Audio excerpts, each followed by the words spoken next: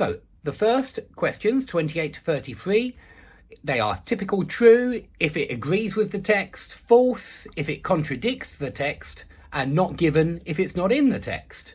So 28, it is unclear where neutrinos come from. Now, I remember that they spoke about neutrinos at the beginning in the very first paragraph. It brought up the subatomic particles known as neutrinos, and they are the progeny of the sun's radioactive debris. Now, progeny, it refers to where you come from.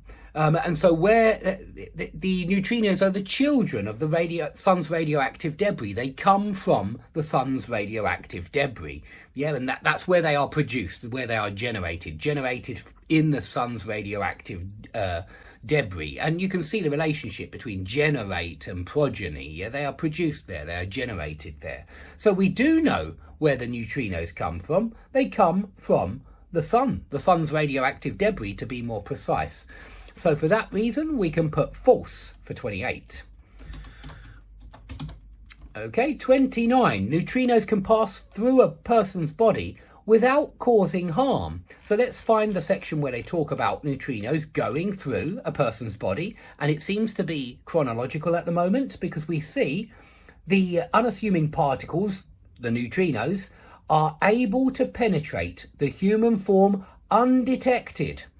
That means they don't harm you guys. If they did harm you, we could detect them simply by using you as a guinea pig and saying, okay, this person's getting sick, the neutrinos are passing through his body, we can detect them then. But if they're able to penetrate the human form undetected, that means that this is true. Yeah, this is absolutely true. They can pass through undetected. And remember, we had to say false here because they said unclear. It's clear where the neutrinos come from, the sun's radioactive debris. Yeah, just wanted to highlight that. So that's why that one is false. It's not unclear, it's clear. This one's true. They can pass through the body undetected, so they don't cause any harm. It took scientists between 50 to 70 nanoseconds to send the neutrinos from Geneva to Italy. Let's check. Because it did mention 60 nanoseconds somewhere. Was that about sending it from... Let's have a look. Oh, look, there's 60 nanoseconds. And in the previous paragraph, it spoke about Geneva and Italy and sending neutrinos from one place to the other place. A lot of neutrinos, 15,000 over a course of 3 years. Now, 60 nanoseconds, what is this 60 nanoseconds? This is how much faster than the speed of light the neutrinos managed to go in their underground travels.